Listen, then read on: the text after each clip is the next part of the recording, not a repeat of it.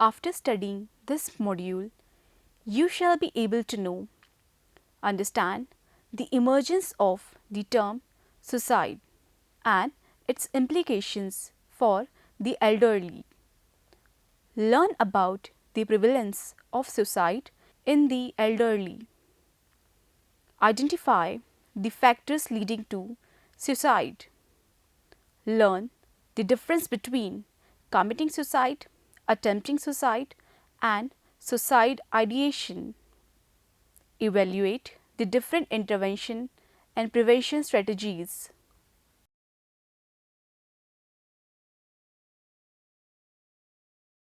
Thereby, as the people in the neighborhood call her, is an 81-year-old frail woman who visits the park every evening to enjoy her routine social walk, daily prayer, and chatter with friends. Other old women like her.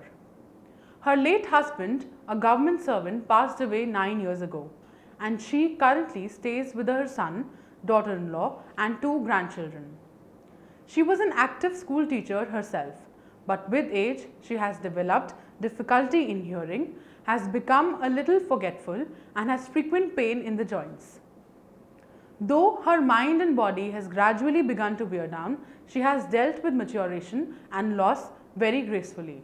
She has found a newer direction in her life by involving herself in social service, tutoring the poor for free, nurturing her kitchen garden, reciting stories and playing with children of the colony.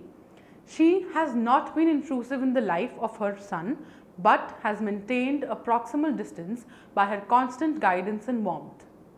I have learnt, shared, loved and lived, says she in a satisfying tone. Old age or sensine is the final stage of the normal lifespan in human beings. It is a complex and cumulative time-related process of psychobiological deterioration occupying the post-development phase of life, frequently defined as 60 to 65 years of age or older, by Goyal in 2012. Researchers and scientists working in the area of gerontology distinguish between mature adulthood and old age, thereby relying on the government's pension age or retirement age. Old age is thus divided into 3 periods, namely young old from 65 to 74 years, old from 75 to 85 years, and old beyond 85 years of age, by Sapra in 2007. Gerontology has been defined as the study of social, psychological and biological aspects of aging and not merely the disease pattern among the elderly, as in Geriatrics by Anthony in 2010.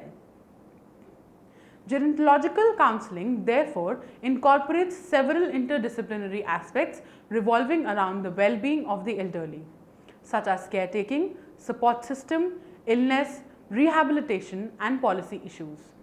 It forms as an integral part of palliative care for the elderly. Gerontologists often view aging via the lens of 4 distinctive yet interdependent processes, namely chronological, biological, psychological and social aging, by Huiman and Kayak in 2011. Problem issues accompanying aging. With the spurt in nuclear families, the urban living culture is witnessing profound structural and functional changes, particularly for the elderly. Various nuances of their life become challenged, such as living arrangement, family size, relatedness with family members, involvement in the society, marital relationship, work satisfaction, health status, financial security, degree of social support, cultural traditions, etc. The cumulative emotional, social and cognitive effects of these changes serve to bring formative transition that leave open a greater vulnerability to illness. Late life is often seen as a time of great, often uncontrollable stress, by Rodin in 1986. As years go by, a number of obvious bodily changes present themselves: falling teeth, graying hair, balding, poor eyesight, hearing loss, weight gain, diminished bladder control, menopause, sagging breasts, etc. Letting go of a well-established career in a society where work identity is highly valued can have significant implications. Osborne in 2012 reiterates effects of disengagement from work life and the transition to retirement, which include partial identity disruption, decision paralysis, diminished self-trust, experience of a post-retirement void, the search for meaningful engagement in society, development of a retired life structure, the confluence of aging and retirement, death anxiety, the critical nurturing of social relationships, and self-actualization. Depression, loneliness, and poor self-concept are commonly occurring in old age due to retirement, financial dependence, failing health, feelings of neglect, loss of importance in the family, feeling of inadequacy, and of being unwanted, by Bose in 1990. Another consequent and inevitable life change is the death of spouse and dealing with widowhood. According to the Diagnostic and Statistical Manual of Mental Disorders 4/2000, bereavement is characterized as a clinical condition with similar symptoms to depression, such as poor appetite, weight loss, and insomnia.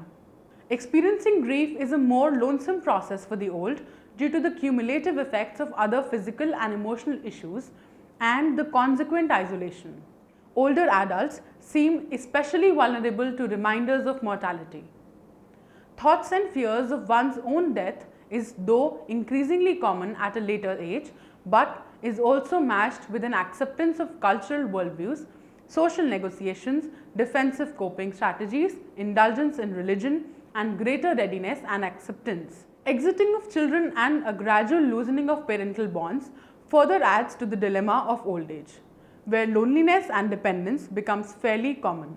In modern life, the aged are encountering both physical and psychological distancing in families, such as they are sometimes encouraged to relocate in the old age homes or daycare centers. The influence of such institutionalization varies across culture, age groups, genders, and social strata. Shows that not all forms of institutionalizations are negative in nature. Several Western studies have determined a positive relationship between institutionalization and subjective well-being. While living at home is experienced as lonely, old age institutions ensure activity community. While living at home is experienced as lonely, old age institutions ensure active community interaction and increased quality of life. In developed countries, there has been an increase in the proportion of the elderly population living alone. Countries such as Netherlands, Canada, Sweden, Finland, United States, or in non-family institutions, whereas in developing countries, Southeast Asian countries like Philippines, Singapore, Vietnam, and Thailand.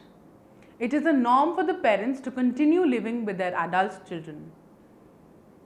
Experiencing nothingness, meaninglessness, loss of interest in everyday life, loss of power, thoughts of impending death, and an existential dilemma reaches its peak in old age. Self-esteem and feelings of personal competence and control by Banjira in 1986 experienced in the course of one's life are also predictive of life satisfaction in old age. Other than issues of social emotional support, cognitive deterioration such as decline in attention, memory, or skill learning is also fairly common in old age. There are distinct changes in how people encode and retrieve information, thereby altering episodic, source, and flashbulb memory by APA in 2006. One must note, however, that there is tremendous inter-individual variability in brain aging depending on biological, psychological, health-related, environmental, and lifestyle factors. While some older adults retain excellent cognitive function well into their 70s and 80s, others may display early signs of Alzheimer's even in their 40s and 50s. Therapy for the old. The therapeutic strategies adopted for the elderly are non-specific with regard to following a school of thought such as psychoanalytic, cognitive, behavioral, or humanistic. Techniques are drawn keeping in mind the larger purpose of facilitating a better social, emotional, and mental adjustment with the life changes. Therefore, counseling practices discussed below offer a supportive care especially designed within the framework of emergent situational moments encountered by the old. Cognitive challenges. Behavioral scientists and other investigators involved in the study of the aged deal with disturbances that are both mental and motor in nature. In addition to the medical treatments, the potential range for non-pharmacological interventions are vast. It is observed that with patients of dementia, cognitive therapies may prove to be conducive by serving three therapeutic domains, that is, maintaining of cognitive functions, management of behaviors that challenge the reduction of comorbid emotional disorders, NICE clinical guidelines in 2007, in several cases of mild to moderate degree of memory deterioration, offering mental stimulation in the form of rehabilitative activities like counting games, verbal communication, using pictorial books serves very useful. These themed activities fall under what may be termed as cognitive stimulation therapies. Activity stimulate and engage patients of dementia while also providing an optimal learning environment.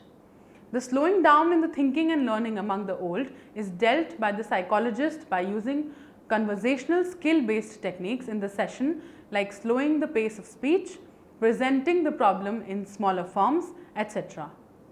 Skill training for performing activities of daily living using assistance technology to improve cognitive and communicative tasks using adaptive memory aids like calendars, diaries, memory books, electronic devices, etc.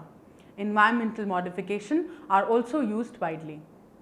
Further, it is found that occupational therapists and nurses work to strengthen the motor abilities of such patients who struggle with issues of posture, flexibility, limb movement, strength, balance, endurance, etc. by Oddy in 2003, as do other procedures like art and dance therapies.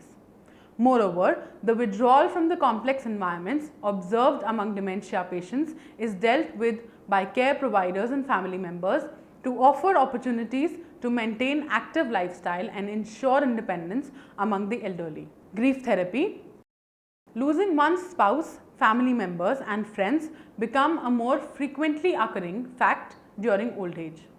It is important to note that the experience of loss and grief is highly individual and intensely personal, reflecting a unique interaction of person, loss event and the multiple contexts in which the loss and grief occurs. He insists that each individual's response has a uniqueness in how the boundary between death-related loss and non-death related loss gets permeated.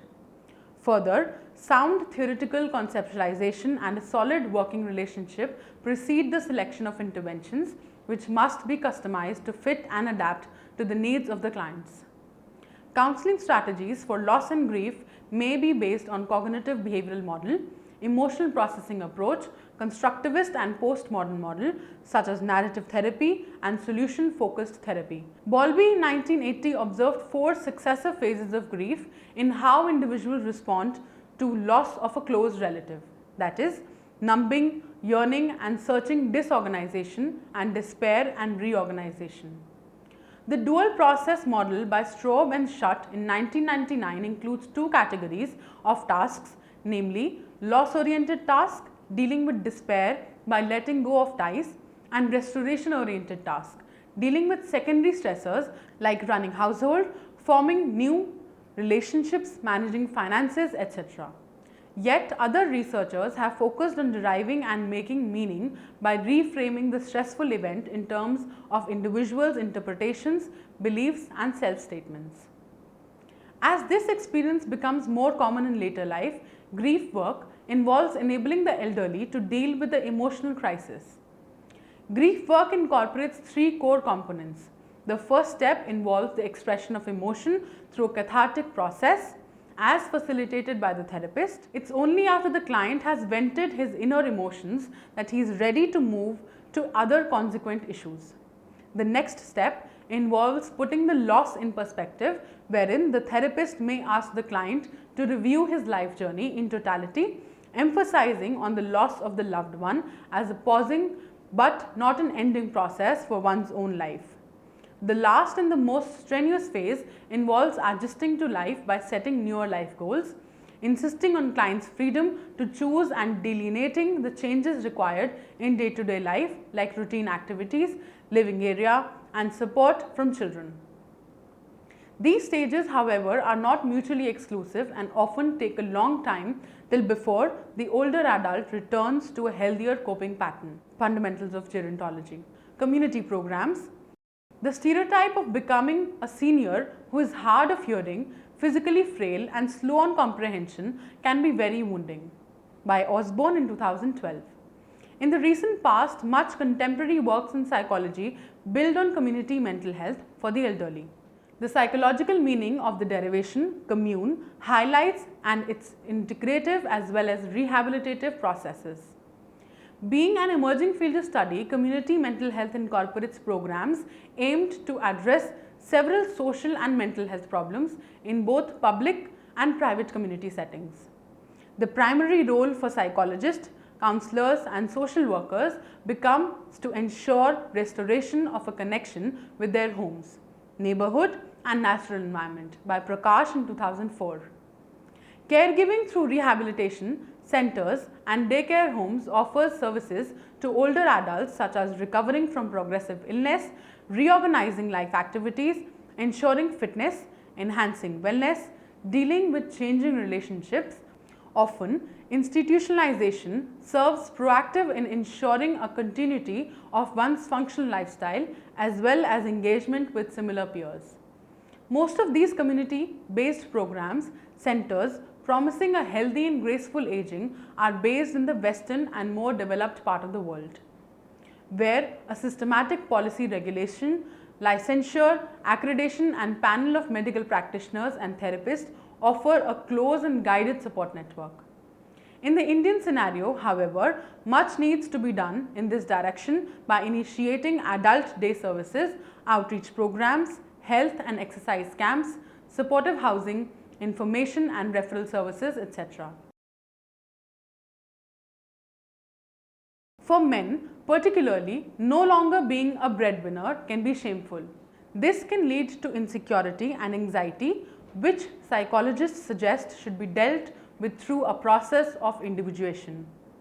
Qualls and Abeles in 2002 found that those people most happy in retirement enjoy a variety of activities ranging from volunteer work, exercise, continuing education and so on. These activities could serve as a developmental layer of identity formation as in the Ericksonian model, thereby fostering a greater sense of dignity and wisdom in old age.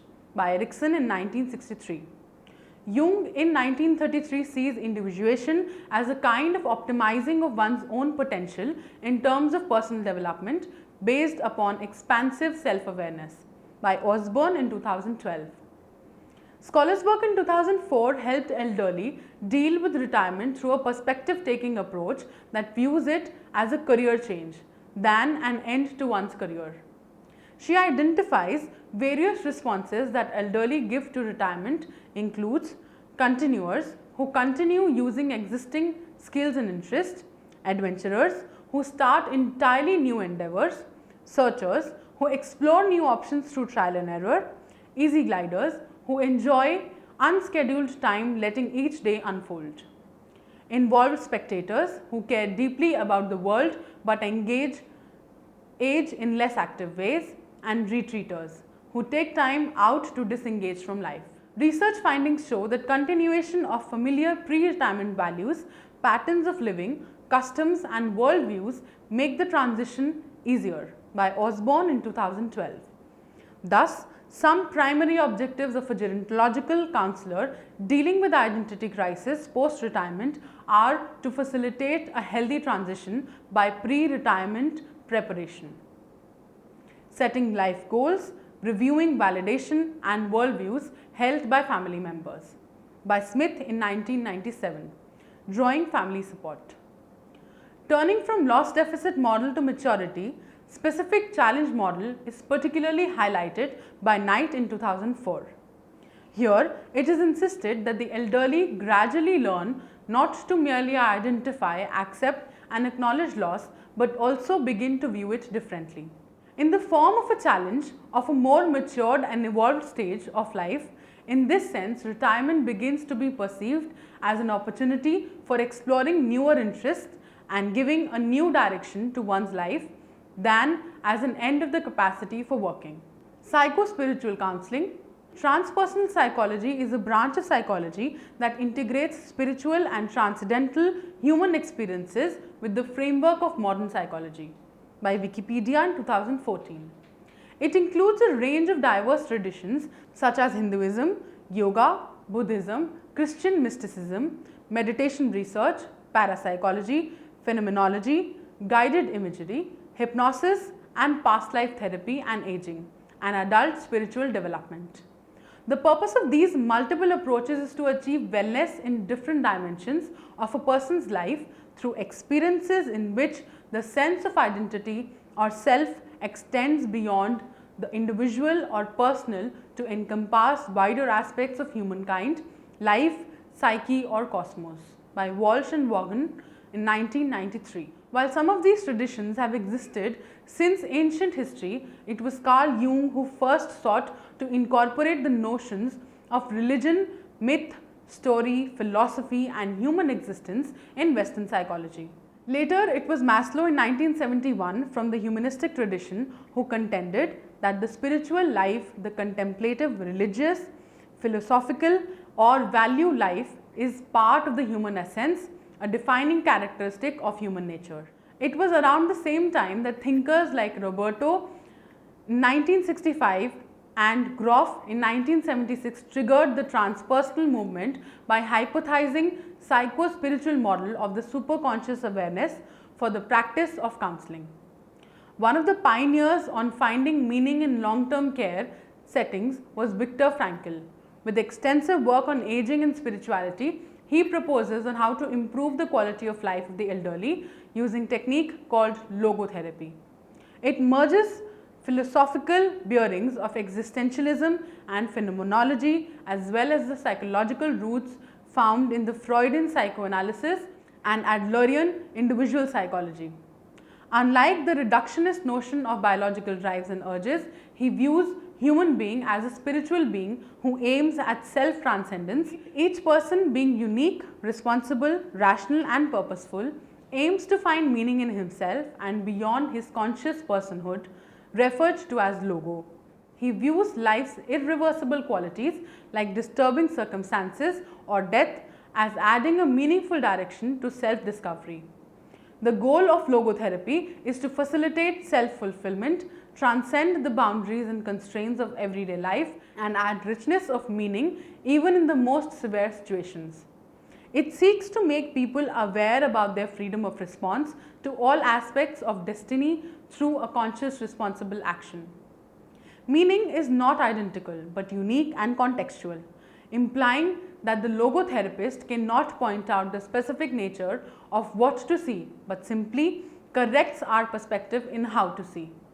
An older adult particularly strives to find more meaning in his life that witnesses losses and debilitating diminishments. Frankel's therapeutic strategy relies on threefold ways of making life more meaningful for the elderly. First, through what we give, that is, by realizing our creative values and achieving tasks. Second, through what we take, that is, by experiencing values by interacting in the world. Third, through the stand we take, that is, by the attitude we adopt towards the suffering and unchanging fate, by Frankl in 1967. A wider phenomenological paradigm to approach the struggles of aging beyond the empirical biomedical model still needs to be discovered, by Kimball and Allor in 2000. Thus, it may be said that while spiritual wellness is an emerging area of interest in counseling, it still lacks clarity in definition and applying, by Chandler, Holden and Colander in 1992. Case for India. Culture is one of the significant determinants of mental health. Unlike the West in Indian concept, aged in the families are generally taken care of by the families itself, by Ryu in 2002. But increasing industrialization, modernization and urbanization has had negative impacts on the traditional institution and socio-cultural values of the families, by Mishra in 1979. These have resulted in breaking of the joint family system and migration of children in search of jobs, leading to the deterioration of socio-cultural values of Indian society and rapid transition in the structure and functioning of the family, by Dubey, Bhasin, Gupta and Sharma in 2011. An Indian comparative study on 90 male elderly subjects suggests that the general physical condition was markedly better among those living with the family, whereas higher depressive symptoms were observed among those at daycare homes. By Purohit, Kumari and Sharma in 2012. Rai in 1972 conducted a study on 400 elderly persons over 60 years in age. Subjects were mostly widowed, unemployed and frequently suffered from disabilities. It was found that a fragmented family structure and living alone in old age is a cause for depression. It was also observed that 80% of those in nuclear families preferred to be living in joint families for both emotional and economic reasons. Kanwar and Chadha in 1998 compared institutionalized and non-institutionalized elderly and found significant differences on social support, depression and loneliness. The study also returned negative and significant correlation between social support and loneliness. The maintenance of such residential arrangements continues to be a challenge in a resource-pressed country like India. Overall, a large gap exists between the problems of the aged and the available resources, particularly when it comes to doctor-therapist-patient ratio. The training and certification for future professionals is specializing in gerontology is another critical challenge. Developmentally, older adults spend their latter years in search of enlightenment by Osborne in 2012. It is observed that in India, spiritual and religious inclination hold a significant part in helping the elderly cope with issues of loneliness, depression, separation, identity crisis and death. However, how this form of healing could be developed into a full-fledged system of holistic therapies is yet to be explored. Gerontology continues to remain an ignored area of work in Indian scenario. It becomes imperative for us to raise our awareness in the direction of status of the elderly and to work for a healthy transition into the last stage of life. This task requires from a mental health worker a demanding melange of psychological, medical, social, political and managerial skills. While it is a common myth to view aging as a period of loss and despair, in reality, getting old is a maturational development process that is filled with both positive as well as negative experiences that one learns to negotiate with. Summary: old age is the final stage of a human being's lifespan. It is a complex and cumulative time related deterioration in 4 distinctive and interdependent processes, namely chronological, biological, psychological and social aging.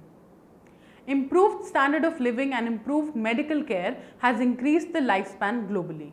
However, these changes have also influenced the demands of rehabilitation and institutionalization services as well as the need for social workers and mental health specialists. Gerontological counseling has been a rather ignored and forgotten field. However, with the development of protocols for training and certification, this stream of counseling psychology has been seen to be coming of age. One of the areas requiring attention is the structural and functional changes in the urban living culture. With increasing number of nuclear families, the elderly face challenges like living arrangements, relatedness with family and society, health status and financial security. Depression, loneliness and poor self-concept commonly occur in the old age. Retirement has also often been found to result in financial dependence, failing health, feelings of neglect and loss of importance in the family. Death of spouse is another inevitable life change in the old age. Thoughts and fears of one's own death are also increasingly common at later age. Besides issues of social and emotional support, cognitive deterioration manifested as decline in attention, memory or skill learning is also common. The therapeutic strategies adopted for the elderly are non-specific with regard to following a specific school of thought. Techniques are formulated keeping in mind the purpose of facilitating a better social, emotional and mental adjustment with life changes. Culture is one of the significant determinants of mental health. Unlike the West, the elderly in India are cared for by their own families, but increasing amount of urbanization and modernization has resulted in breaking up the joint family system. It has been observed that in India, spiritual and religious inclination play a significant role in helping the elderly cope with the issues of aging. Although it is common to view aging as a period of loss and despair, getting old is a maturational process filled with both positive and negative experiences.